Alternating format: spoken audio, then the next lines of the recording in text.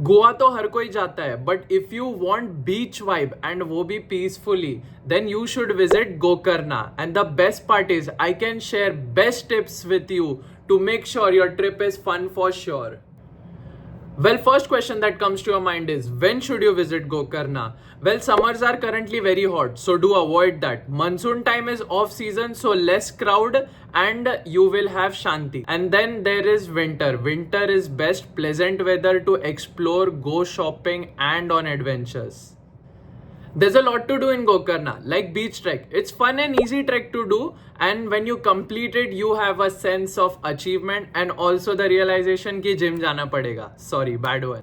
Try to do this trek early as possible to escape the heat, and also do not attempt this trek in reverse order because you won't get any rickshaw and that would suck a lot. You can do these water sport activities at Kudle and Om Beach. There's also beach camping available at Paradise Beach. And if you want to camp on your own, that is also possible at Belican and Half Moon Beach. A quick guide to reaching this holy town. There are 2 trains available. One stops in Gokarna and the other at Kumta. If you get down in Kumta, you can take a bus, which is the best option. And if you get down at Gokarna station, just take a private auto. It costs around 300 rupees and it will take you to the Gokarna town. Next up, Pet Puja with a touch of fun. If you love live music, then do visit Mantra Cafe. Halfway Homes is great for pizzas and kombuchas, and Namaste Cafe is one of the most popular cafes in this town. But don't miss out on the local restaurants here. They are the shine of this town.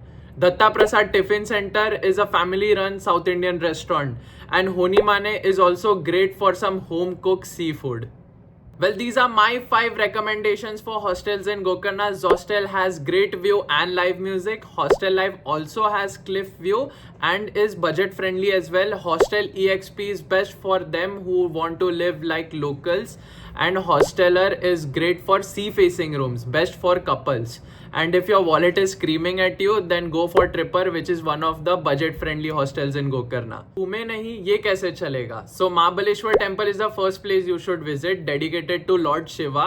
Although note this, mandatory traditional attire. They won't let you inside the temple. So carry a dhoti with you, or you can buy one from the outside the temple. Next place is Om Beach. It is one of the most popular beaches and is crowded as well, although there are plenty of cafes for you to hang out. Then there is Kudle Beach, one of the most calm beaches of Gokarna, surrounded by mountains. It is best for water sports and also to relax yourself.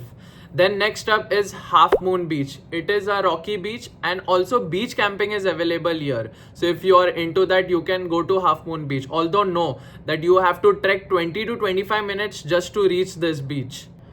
Well, now I would like to cover some places on the outskirts of Gokarna. Yana Caves is one of the best places to visit. It has a natural rock formation that looks like a mountain. Secondly, then there is Vibhuti Fall. This is also next to Yana Caves. You can visit. It's just a short hike to reach the waterfall. And then there is Honavar Mangrove Boardwalk. With just 10 rupees of entry fee, you can walk through the mangroves. Or you can go on a sunset boat ride here. Now I would like to cover some quick tips for your next trip to Gokarna in just 30 seconds. Gokarna is a holy town, so respect its culture. The roads here are pretty narrow, so expect congestion on peak days. Also, there is just one liquor store here available. Also, non-veg options are pretty limited, so you can expect mostly veg food in most of the restaurants here. Also, try to opt for AC rooms since it gets very hot in summer days.